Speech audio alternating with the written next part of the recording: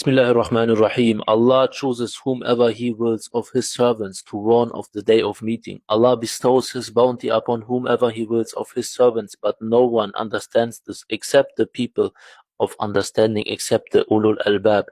Allah chooses whomever He wills. This is His decision. This is not our decision. This is not the decision of the shuyukh, of the ulama. This is the decision of Allah. And whomever Allah chooses, it is the duty of the Muslims to obey Allah and obey Allah's messengers. The helpers of QASIM ask themselves, why is it that the Muslims disbelieve in QASIM's dreams? It is because QASIM is not one from the ulama. He is not chosen by the ulama. He does not have a beard. He is not a learned man. He is not from the shuyukh. He is not from the awliya. He is not among the Shia people. He is just a regular human being, and Allah chose him.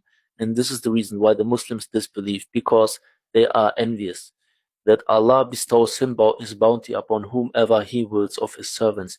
The same way, those helpers, they are envious of Habibatullah Ruqayya, because Allah chooses whomever He wills, and Allah chose someone who is actually higher than Muhammad Qasim in rank with Allah, and they are envious of Allah's choosing. And so they disbelieve in Allah's messengers. But this is what Allah does not like. Allah doesn't like when you believe in one part of the Quran, but you disbelieve in the other part. Allah doesn't like when you believe in one part of the dreams, but you disbelieve in the other part of the dreams. In Qasim's dreams, Allah started speaking to him, and Qasim was writing down the message. Then Qasim could not continue to write the message. He stopped, but Allah did not stop to speak. Allah continued to speak, and there were other people who took on the message of Allah, and they started spreading it while Qasim just looked on. Now, this part of the dream, the helpers disbelieve in it, and Allah does not like this, because Allah gives many signs everywhere. Signs are absolutely everywhere, and Allah doesn't like when you just take one part and you disbelieve in the other part. Now, when Qasim in reality stopped to share Allah's messages in his dreams, who were the people who continued to share Allah's messages? Even his helpers stopped sharing Allah's messages. Even his helpers stopped. So who were the people who continued?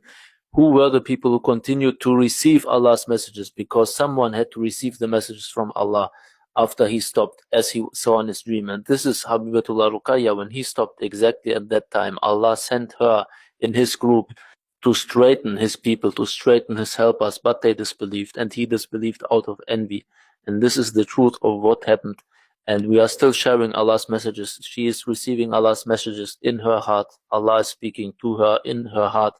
And the witnesses are sharing Allah's messages. And this is what you do not like, because you do not like that Allah chose someone else. You do not like that Allah chose someone who's not from your ulama, who's not from your shuyukh, who's not your imam.